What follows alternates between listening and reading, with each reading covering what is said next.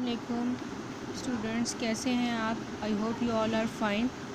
आज मैं आपके लिए न्यू वीडियो लेकर आई हूँ related to parts of speech. कल मैंने आपको ब्रीफ इंट्रोडक्शन दिया था पार्ट्स ऑफ स्पीच का, ठीक है, जिसमें मैंने आपको सेंटेंस की डेफिनेशन बताई थी। नाउ आज हम पढ़ेंगे नाउन के बारे में, ठीक है। सबसे पहली पार्ट्स ऑफ स्पीच है नाउन, ठीक है। तो डेफिनेशन देख लेते हैं। सबसे पहले तो noun is the name of a person, place और एनीथिंग। नाउन किसी भी चीज़, जगह या थिंग के नेम को जाहिर कर रहा होता है। जैसे कि असलम जो है वो हमारे पास नाउन है। असलम डू हिज होमवर्क, यानी असलम इज़ अ नाउन, जो कि ये एक लड़का है, उसका स्पेसिफिक नेम क्या है? असलम, ठीक है। तो असलम शोज़ अ नाउन, ठीक है। Jasmine is the national flower of Pakistan. तो जैस्मीन जो है वो नाउन है, is also a noun.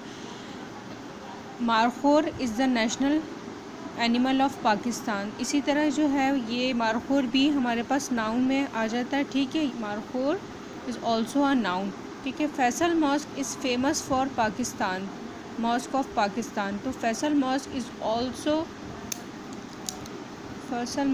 Also a noun, ठीक है। तो इट्स ऑल अबाउट नाउन के नाउन जो है वो शो कर रहा होता है किसी भी पर्सन का नेम, किसी भी थिंग का नेम या किसी भी एनिमल के नेम को ज़ाहिर कर रहा होता है, या फेमस जो है प्लेसेस है उनके नेम को ज़ाहिर कर रहा होता है, ठीक है। जैसे सिटी, तमाम पाकिस्तान के सिटीज़ के नेम को हम जो है वो नाउन कहेंगे, लाहौर, कराची, इस्लामाबाद एट्सेट्रा, ठीक है। तो ये भी नाउन में कंसिडर किए जाते हैं, ठीक है। तो ये हमारे फर्स्ट पार्ट्स ऑफ स्पीच हो गया नाउन, ठीक है। अब हम देख लेते हैं प्रपोजिशन, ठीक है। प्रपोजिशन के बारे में पहले तो हम डेफिनेशन इसकी देख लेते हैं, ठीक है। What is preposition? Preposition form a relationship between noun, subject and object, ठीक है। सब्जेक्ट और एंड ऑब्जेक्ट के दरमियान, यानी ये प्रपोजिशन शो करता है सब्जेक्ट और ऑब्जेक्ट के दरमियान बिल्ड करता है रिलेशनशिप, ठीक है। अब जैसे देखिए फर्स्ट एग्जांपल है, let's have a look on first example. The book is on the table, ठीक है। तो book is a subject and the table is object. इन दोनों के दरमियान रिलेशनशिप जो है क्या, कौन शो कर रहा है?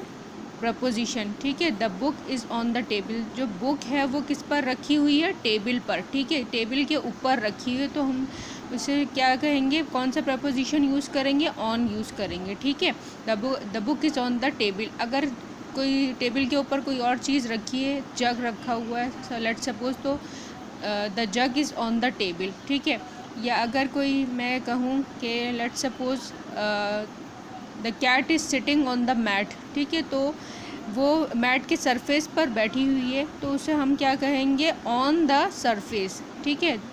The ball is on the bed, ठीक है। तो वो बॉल किसके सरफेस पर है? बेड के सरफेस पर है, तो उसे हम क्या कहेंगे? ऑन कहेंगे, ठीक है। द बॉल कहाँ है? The ball is on the surface of the bed, ठीक है। Football is in the box, ठीक है। फुटबॉल कहाँ है? Football is in the box. तो ये हो गया सब्जेक्ट, और बॉक्स है ऑब्जेक्ट। इन दोनों के दरमियान इन्होंने रिलेशनशिप कैसे हमने जज किया? वो प्रपोजिशन से हमने जज किया कि football is in the box, ठीक है। फिश स्विम इन द सी, ठीक है। फिश जो है वो पानी में तैरती है, या समंदर में तैरती है, ठीक है। The boy is sitting under the shadow of tree. अब under is also a preposition, ठीक है। तो एक बॉय, लड़का है, वो कहाँ बैठा हुआ है? दरख्त के साए तले बैठा हुआ है, ठीक है। साए के अंदर। अंडर हम जब यूज़ करते हैं जब किसी जो है स्पेसिफिक चीज़ के बिल्कुल नीचे हम जो है होते हैं, जैसे कि दरख्त है उसके बिल्कुल साए के नीचे हम बैठे हैं, तो हम उसे कहेंगे अंडर, ठीक है। इसके अलावा जो है नेक्स्ट एग्जाम्पल देख लेते हैं प्रपोजिशन की। सारा is at the bus stop, ठीक है। सारा बस स्टॉप पर खड़ी हुई है, ठीक है। तो इसके लिए हम एट यूज़ करेंगे। तो बस स्टॉप के लिए हमेशा हम यूजुअली क्या यूज़ करते हैं? एट प्रपोजिशन यूज़ करते हैं हमेशा, लाजमी आप जो है वो एट प्रपोजिशन यूज़ करेंगे, ठीक है। नंबर 6 पे the bus is going to Lahore. The bus is going to Lahore, to क्यों हमने यूज़ किया, क्योंकि ये किसी डायरेक्शन को शो कर रहा है। The bus is going to Lahore, यानी कि वो बस लाहौर को जा रही है, की तरफ जा रही है, ठीक है। ये बस, मैं ये भी लिख सकती हूँ the bus is going to Multan, ठीक है। This train is going to Multan, ठीक है। The school bus is going to school, ठीक है। ये भी हो सकती है एग्जाम्पल। अब नेक्स्ट हम देख लेते हैं the table is beside the bed. Beside का मतलब है बिल्कुल जो बराबर में चीज़ रखी हुई होती है, जैसे कि आपके रूम में बेड है, उसके बराबर में एक साइड टेबल होती है, तो हम ये कहेंगे the table is beside the bed, ठीक है। तो उसके लिए हम बिसाइड लिखेंगे, ठीक है। अगर हम ये कहें कि the car is beside the tree, ठीक है, तो कार जो है वो बिल्कुल बराबर में खड़ी हुई है, पार्क हुई हुई है दरख्त के, ठीक है। तो हम ये कहेंगे the table is beside the bed. या अगर टेबल के बराबर में ही कोई बिल्ली कैट है तो हम कहेंगे the cat is beside the table, ठीक है।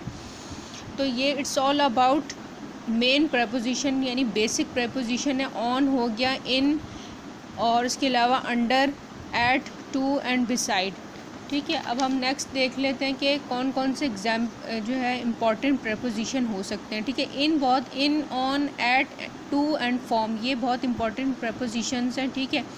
तो सबसे पहले हम देख लेते हैं कि इन कहाँ कहाँ यूजेज इसकी होती है, ठीक है। तो हमेशा हम जहाँ कहीं भी रहते हैं तो हम वहाँ इन यूज़ करते हैं। I live in Karachi, I live in Lahore, I live in Hyderabad, ठीक है, हम ये कह सकते हैं। शी लिव्स इन सक्खर, इन। अब दूसरी एग्जांपल है, हम जो है इन कहाँ और यूज़ कर सकते हैं, हम इन सन, यानी कि कोई भी सन शो हो रहा हो, जैसे कि आप कोई जो है वो हवाला दे रहे हैं इन 1992 पाकिस्तान वॉन वर्ल्ड कप, ठीक है, इन 1992। या अगर मैं कहूँ कि इन 1947 पाकिस्तान केम इनटू बीइंग, ठीक है, तो इन जो है वो मैं ज़रूर इसमें लिखूँगी, ठीक है। कोई भी सन शो हो रहा हो तो उसके साथ जो है वो हम इन लाजमी लगाते हैं, ठीक है। तो इनका यहाँ यूजेज होता है। The jug is on the table, अब मैंने जैसे आपको एग्जांपल दी कि jug is on the table, on हमेशा लिखते हैं। The cat is sitting on the mat, ठीक है। The pillow is on the bed, इसके लिए भी हम ऑन यूज़ करेंगे। जब भी कोई चीज़ किसी सरफेस पर या किसी जगह चीज़ के ऊपर रखी होती है दूसरी चीज़, तो उसके लिए हम ऑन यूज़ करते हैं। The pillow is on the bed. The student is waiting at the bus stop, अब एक स्टूडेंट है वो बस स्टॉप पर खड़ा बस का इंतज़ार कर रहा है, तो उसके लिए हम एट यूज़ करेंगे, ठीक है। उसके अलावा एट हम कहाँ यूज़ कर सकते हैं, द फेमस बिल्डिंग। अच्छा, अब हम नेक्स्ट मैं आपको बताती हूँ कि एट कहाँ यूज़ होता है, ठीक है। Student must be there at there और एग्ज़ाम हॉल एट 9 o'clock, ठीक है। तो कभी भी जब टाइम की बात आती है हम टाइम स्पेसिफिक बताते हैं, 12 o'clock, 1 o'clock या 8 o'clock, 9 o'clock, तो हम उसके लिए हमेशा एट यूज़ करते हैं, ठीक है, एट 9 o'clock, ठीक है। तो टाइम के लिए हमेशा एट यूज़ किया जाता है, यानी कि आप बिल्कुल एग्जैक्ट टाइम बता रहे हैं किसी को तो एट 9 o'clock, ठीक है। तो ये आप अपने माइंड में रखें।